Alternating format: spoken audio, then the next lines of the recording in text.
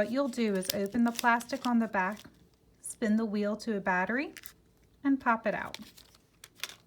About 1 to 2 minutes before you actually replace the battery, you want to pull the sticker tab off the back of the battery and let it sit for about 2 minutes. Once that time has passed, open the battery door on your hearing aid. Your battery door may look slightly different depending on what hearing aid you have, but you can think of all of them like a little basket. The battery itself has 2 sides, a flat and a bumpy. You want the flat side to be up so that when you close the battery door, there isn't any resistance.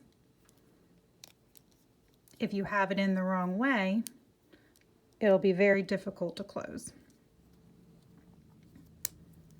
Once your battery is replaced, you're good to go.